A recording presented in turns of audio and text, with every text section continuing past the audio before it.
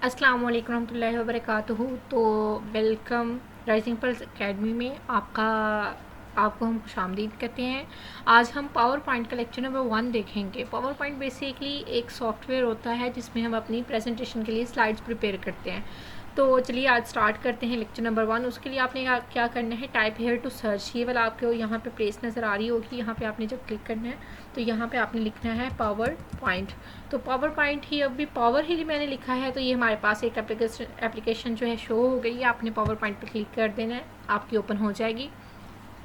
अब यहाँ पे ये कुछ ऑलरेडी जो है बिल्ट इन, मतलब जो ऑलरेडी बनी हुई हैं, लोगों ने अपलोड की हुई हैं, कुछ जो है हमारे पास माइक्रोसॉफ्ट की तरफ से आती हैं।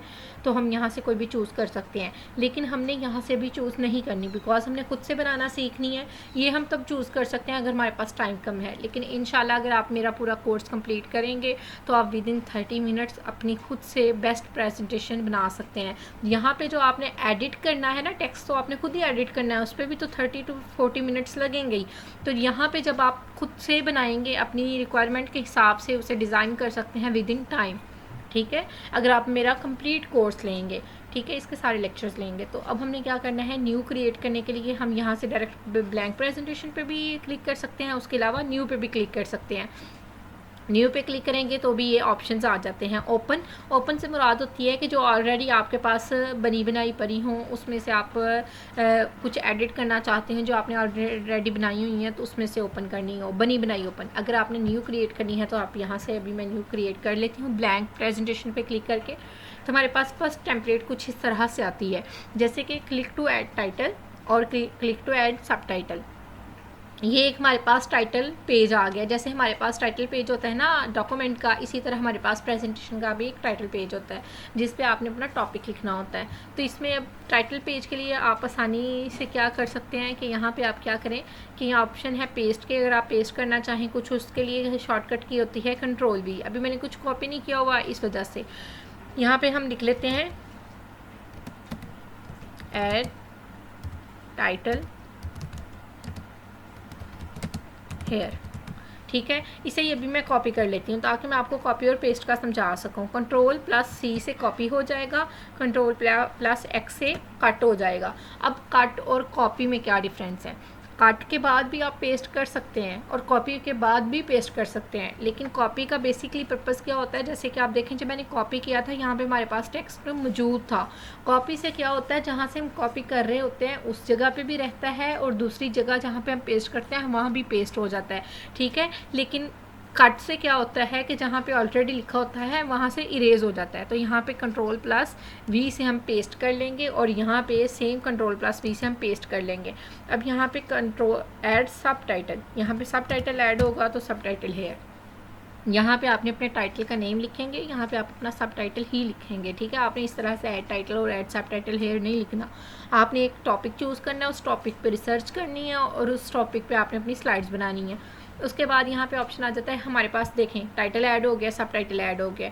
तो हम यहाँ पे अब न्यू स्लाइड ऐड करना चाहें अगर, तो न्यू स्लाइड ऐड कर सकते हैं। उसके लिए यहाँ पे कुछ डिफरेंट सीक्वेंस आ रहे हैं कि भाई आप कौन सा सीक्वेंस क्या किस तरह का ऐड करना चाहते हैं। टाइटल स्लाइड जो हमारे पास ऑलरेडी थी, उसके बाद है टाइटल एंड कंटेंट। इसमें क्या होता है, हम हेडिंग देते हैं और नीचे कुछ कंटेंट लिखते हैं। ठीक है, और इस स्लाइड में सेक्शन मतलब हेडर का सेक्शन ज़्यादा होता है और ये इस तरह से नीचे हम बॉटम में लिख सकते हैं इस तरह से। ब्लैंक स्लाइड अगर आप खुद से टेक्स्ट बॉक्स अपने हिसाब से ऐड करना चाहते हैं उसके लिए, तो हम यहाँ पे क्या करेंगे, टाइटल एंड कंटेंट इस पर क्लिक करेंगे। बिकॉज अभी हमें यहाँ पे टाइटल लिखना है कुछ, ऐड टाइटल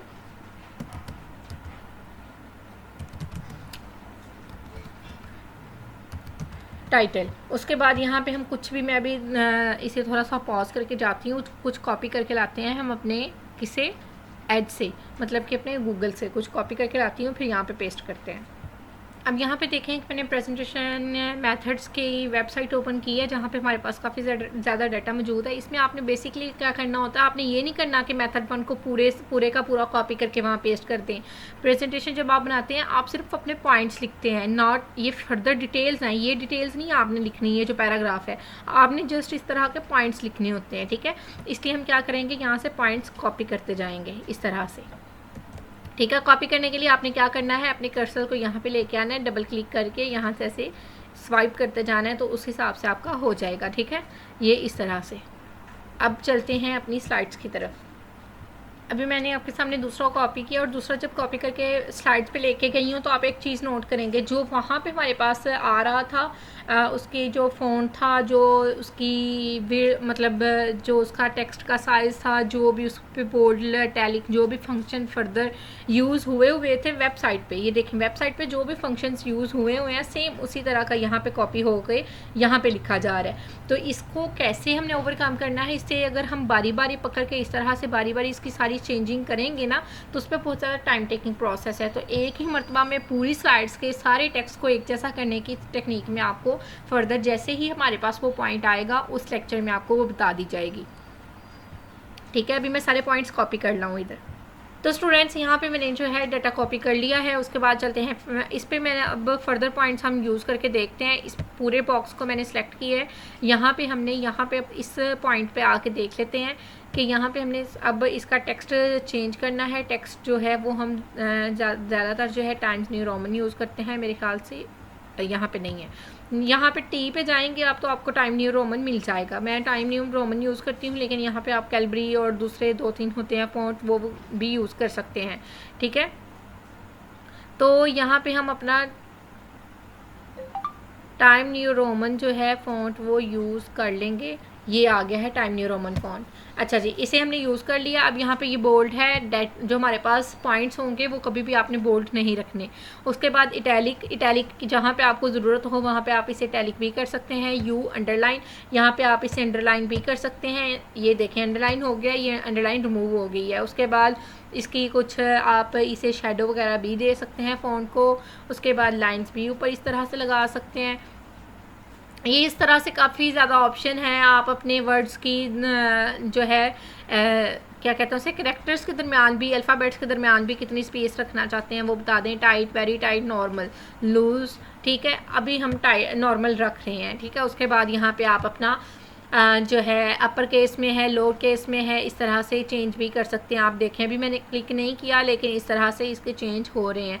आप इसका डिज़ाइन भी चेंज कर सकते हैं, सारे लोअर केस में, सारे अपर केस में। सेंटेंस केस मीन्स के जिस केस में आपने सेंटेंस लिखा है, जितने आपने अपर केस में लिखे हैं वो अपर केस में, और जो लोअर केस में लिखा है वो लोअर केस में, ठीक है। ये पूरी स्लाइड सेलेक्ट थी, इस वजह से वो सारी क्लियर हो गई है। जब इस तरह से पूरी क्लियर हो जाती है तो आपके पास 2 ऑप्शन होते हैं। या तो आप Ctrl+Z कर लें। Ctrl+Z मतलब Ctrl+C-T-R-L और Z को एट अ टाइम प्रेस करना, या फिर ये ऑप्शन है आपके पास, ये अनडू का और ये रीडू का, ठीक है। रीडू का ऑप्शन इसलिए होता है कि अगर आपसे गलती से कोई चीज़ मिसप्लेस आपने गलती से ख़त्म कर दी है तो वो भी आप रीडू करके सेट कर सकते हैं, ठीक है। रीडू फर्दर जाने के लिए होता है, आगे जाने के लिए, मतलब जो मिस्टेक से आप बैक आए हैं, और अनडू होता है बैक जाने के लिए, ठीक है। उसके बाद यहाँ पे एक चीज़ आपको बारी बारी, अभी हम उन्हीं पॉइंट्स पे आने लगे हैं। यहाँ पे हम बुलेट्स पॉइंट्स यूज़ कर रहे हैं, सर्कल वाली। यहाँ पे हम चेंज कर सकते हैं ये वाली, इसे पूरे को सिलेक्ट कर लें, ठीक है।